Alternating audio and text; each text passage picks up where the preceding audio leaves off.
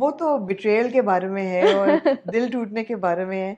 तो ये कैसा लगा? कोई इसकी भी कोई अपनी स्टोरी है कि नहीं? स्टोरी है मेरे एक कुछ दोस्त थे उस वक्त मतलब ऐसा था ना कि उनके पास जब कुछ नहीं था तो मैं उनके पास थी, उनके पास सब कुछ आया तो उन्होंने मुझे ऐवें ही बस मतलब छोड़ दिया। ऐसा था, ये मेरी अपनी खुद की स्टोरी है। पहले ऐसा था कि कुछ जो मेरे दोस्त थे उनसे लड़ाई वगैरह हो गई थी, तो वो जो मेरा दोस्त था तो उन्होंने जैसे कि वो मेरे फेवर में था, लेकिन पता नहीं उनको उनको अचानक क्या हो गया, उनके फेवर में चले गए और मतलब उनसे दोस्ती कर ली। जो मेरे मतलब वो बोलते ना दोस्तों हम्म। दोस्त बने दुश्मन, दुश्मन भी हम्म। दोस्त। तो वो जो जिनसे मेरी लड़ाई थी वो मेरे दोस्त बन गए, हम्म। ठीक है। और जिससे मेरी क्लोज फ्रेंडशिप थी उसने मुझे छोड़ दिया और हम्म। फिर दूसरों का दोस्त बन गया। तो इस बारे में मैंने पूरा लिखा, हालांकि मैंने उसको साथ भी दिया। और मैं मतलब अब मैं क्या बोलूँ, एक मतलब एक बड़ी सी स्टोरी है। हाँ। मतलब उसके लिए मैंने लिखा हाँ। था जब मैंने गाना सुना तो। अच्छा, वो खुद छोड़ गया था, जैसे कि मुझे एक फ्रेंड था मेरा, हम्म। वो छोड़ गया था बीच में, मतलब बिल्कुल ही जब उन्होंने देखा कि मतलब मैं ग्रो कर रही हूँ आहिस्ता आहिस्ता, हम्म। तो दोबारा आया, मैसेजेस करने लगा, बोला कि तुम आजकल मिजाज हो, मतलब तुम्हारे एटीट्यूड बहुत सारे हैं। तो मैंने ये सब लिखा कि उसने ऐसे ऐसे बोला, उसने ऐसा ऐसा बोला है, तो इस बारे में लिरिक्स में डाल दिया था। फिर। बहुत अच्छा किया, बहुत अच्छा किया। शुरू में जो गाने लिखे वो बहुत सारी रोजी के बारे में, जी, जॉबलेसनेस, मिस एम्प्लॉयमेंट, मार, हाँ जी, उस सब के बारे में, सिविक प्रॉब्लम्स जो थे लियारी जी, के, उनके बारे में। जी, क्या कुछ बदला है topic, subject over the years?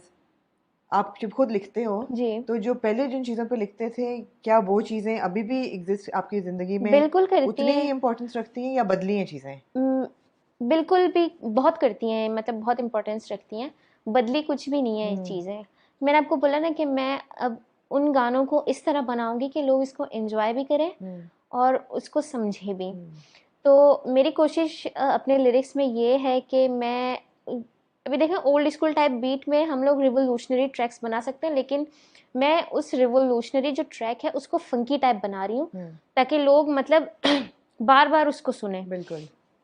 तो बिल्कुल भी चेंज नहीं आएगा, कभी भी चेंज नहीं आएगा, जब तक माशरे में चेंज नहीं आएगा मेरे लिरिक्स वैसे ही रहेंगे। हम्म। मेरे हमेशा से जैसे थे वैसे ही रहेंगे, हम्म। रिवोल्यूशनरी ट्रैक्स होंगे। जब तक माशरा वैसा के वैसा ही, मैं उसको जैसा देखूंगी मैं उसको वैसे ही लिरिक्स लिखूंगी। आपने सोचा है कि बदला है माशरा इतने सालों में? मुझे तो नहीं लगता, क्योंकि वर्स्ट से वर्स्ट चीज़ें हो रही हैं।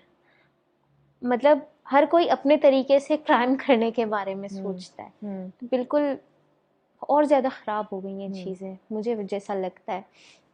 और ऑब्वियसली सबको यही लगता होगा कि मतलब अब पता नहीं क्या होगा, अल्लाह ही हाफ़िज़ है। अल्लाह ही क्या हाफिज है। दुआ ही कर सकते हैं और क्या कर सकते हैं।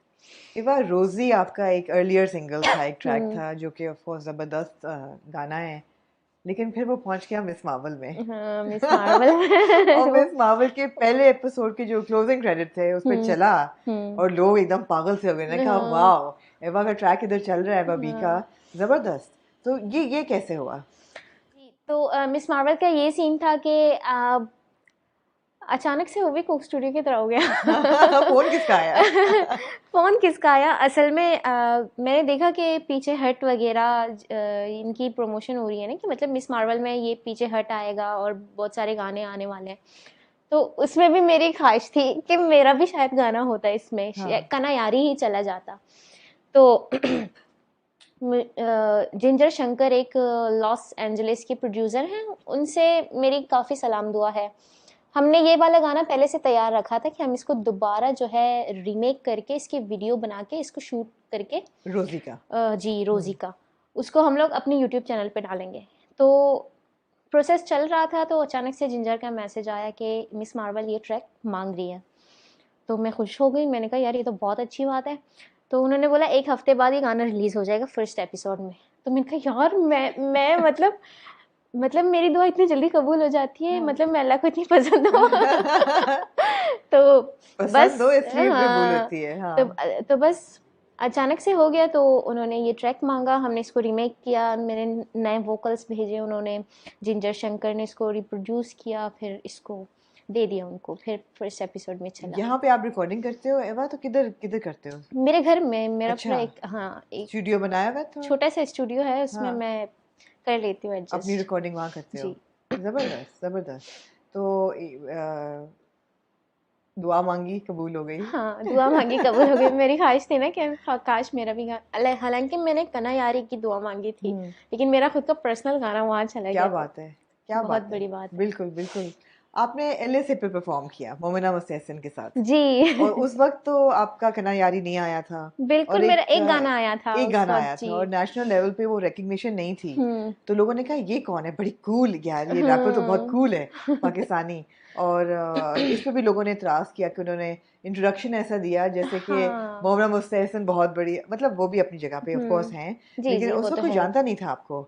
नर्वसनेस थी उस वक्त इतने बड़े स्टेज पे जाने के लिए, या बहुत एक्साइटमेंट थी? ज्यादा, मतलब सारे जो है वो सिंगर सेलिब्रिटीज मेरे सामने थे, जैसे आतिफ असलम भाई हो गए, अली जफ़र हो गए, बहुत सारे, मतलब मीशा शफ़ी हो गई, और माहिरा खान जी, वो सब सामने बैठे हुए थे, और मैं ऐसे बिल्कुल वो लरज रही थी कांप ना, रही थी, लेकिन हाँ। मैंने कहा यार लरजना नहीं है, हाँ। तो मैं जाना है वहाँ परफॉर्म देना है, यहाँ तक आई हो तो आगे भी जाना है। हम्म। तो मेरा दिल जानता है कि मैं परफॉर्म करते वक्त कितना नर्वस रही थी, हम्म। बहुत नर्वस थी मैं, हम्म। बहुत नर्वस थी, लेकिन अच्छा गया, ये तो बहुत अच्छी अच्छा गया, बात बहुत है। अच्छा गया, एब्सोल्युटली। बड़ा वो एक लोगों ने नोटिस किया है ना, नोटिस लोगों किया, ने कहा कि हाँ। ये कौन है, तो ये हम्म। बड़ा एक मोमेंट था। हम्म। ज़्यादा सुनना चाहते थे, एब्सोल्युटली। आपने एक गाना किया अली गुलपीर के साथ, जी तेरा जिस्म मेरी मर्जी, जी जो कि औरत मार्च का स्लोगन है, मेरा जिस्म मेरी मर्जी। जी। उसके ऊपर जाहिर बात है फेमिनिज्म के बारे हम्म। में है, और वो गाना जो है वो औरत के हकूक़ के लिए, जी। और ख़ुद मुख्तारी के लिए, और बिल्कुल डोमेस्टिक वायलेंस के ख़िलाफ़, बिल्कुल। जो कि आजकल बहुत हम देखते हैं टेलीविज़न पे, डोमेस्टिक वायलेंस के केसेस जो हैं वो बहुत राइज पे हैं, जी। और फेमिनिज्म की एक बहुत ज़रूरत है। आपका मैंने पढ़ा इंटरव्यू में भी, आपने कहा कि आपको नहीं अच्छा लगता कि लोग अब आपकी जब बात करते हैं तो आपकी म्यूज़िक से हट के आपके जी निकाब की बात करते हैं, जी, सिर्फ कि यही जी बात करते ये हैं। उनके लिए एक फोकल पॉइंट बन गया है कि हम्म। निकाब में रैप हो रहा है, तो ये नहीं होना चाहिए। तो काउंटर कैसे होगा इसका?